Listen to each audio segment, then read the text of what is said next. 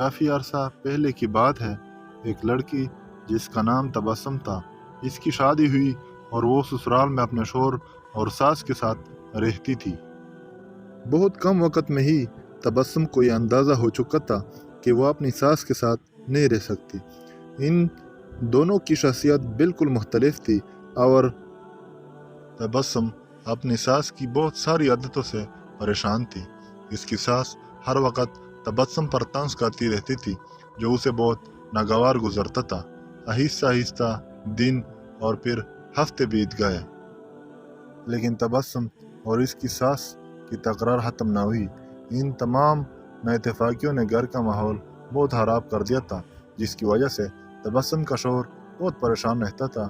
آخرکار تبسم نے یہ فیصلہ کیا کہ وہ اپنی ساس کا برا رویہ اور برداشت نہیں کرے گی، اور اب وہ ضرور کچھ نہ کچھ کرے گی۔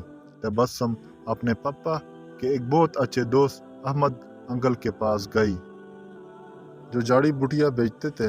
تبسم نے انہیں ساری کہانی بتائی اور ان سے کہا کہ وہ اس کو تھوڑا سا زہر دے دے تاکہ ہمیشہ کے لیے یہ مسئلہ ختم ہو جائے۔ احمد انکل نے تھوڑی دیر کے لیے کچھ سوچا اور پھر کہا کہ تبسم، میں اس مسئلے کو حل کرنے میں تمہاری مدد کروں گا، لیکن تمہیں ویسا ہی کرنا ہوگا جیسا میں تمہیں کہوں گا۔ تبسم راضی ہو گئی۔ احمد انکل ایک کمرے میں گئے اور تھوڑی دیر بعد اپنے ہاتھ میں کچھ جڑی بوٹیاں لے کر لوٹے۔ انہوں نے تبسم کو کہا کہ تم اپنی ساس کو مرنے کے لیے فوری زہر استعمال نہیں کر سکتی، کیونکہ اسی طرح سب تم پر شک کریں گے، اس لیے میں تمہیں یہ جڑی بوٹیاں دے رہا ہوں۔ یہ آہستہ آہستہ ان کے جسم میں زہر پلائیں گی۔ ہر روز تم کچھ اچھا پکانا اور پھر انہیں کھانا دیتے وقت اس میں یہ جڑی بوٹیاں ڈال دینا، اور ہاں، اگر تم چاہتی ہو کہ کوئی تم پر شک نہ کرے کہ تم نے انہیں مارا ہے، تو تمہیں یہ خیال رکھنا ہوگا کہ تمہارا رویہ ان کے ساتھ بہت دوستانہ ہو۔ ان سے لڑائی مت کرنا، ہر بات ماننا اور ان کے ساتھ ایک ملکے کی طرح برتاؤ کرنا۔ تبسم یہ سب سن کر بہت خوش ہوئی۔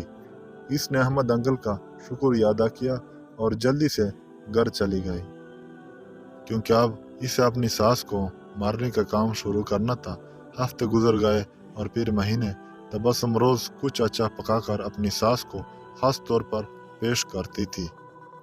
اسے یاد تھا کہ احمد انکل نے اس سے کہا گیا تھا کہ اسے اپنے غصے پر قابو رکھنا ہے، اپنی ساس کی خدمت کرنی ہے اور ان کے ساتھ اپنی ماں جیسا برتاؤ کرنا ہے۔ 6 مہینے گزر گئے۔ گھر کا نقشہ تقریباً بدل چکا تھا۔ تبسم نے کوشش کر کے اپنے غصے پر قابو کرنا سیکھ لیا تھا۔ اب اکثر وہ اپنی ساس کی باتوں پر ناراض اور غصہ نہ ہوتی۔ 6 ماہ میں ایک بار بھی اس کا اپنے ساس سے جھگڑا نہیں ہوا تھا، اور اب اسے وہ بہت اچھی لگنے لگی تھی اور ان کے ساتھ رہنا بھی آسان لگنے لگا تھا۔ اس کی ساس کا رویہ بھی اس کے ساتھ بہت بدل گیا تھا اور وہ بھی تبسم کو اپنے بیٹیوں کی طرح پیار کرنے لگی۔ وہ اپنے سب دوستوں کے درمیان تبسم کی تعریفیں کرتی تھی۔ تبسم اور اس کی ساس دونوں اب ایک دوسرے کو ماں بیٹی کی طرح سمجھنے لگی تھی۔ ایک دن تبسم پھر احمد انکل کے پاس آئی۔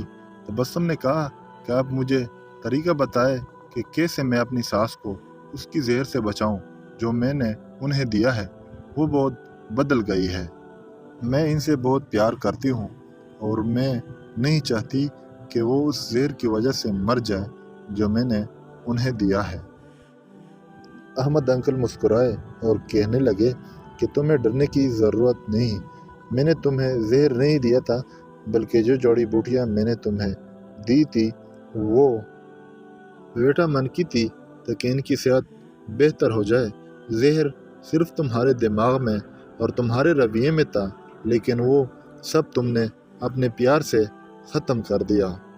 یاد رکھیے، ہمارا رویہ، ہمارے الفاظ اور ہمارا لہجہ یہ فیصلہ کرتا ہے کہ دوسرے ہمارے ساتھ کیا رویہ اپناتے ہیں۔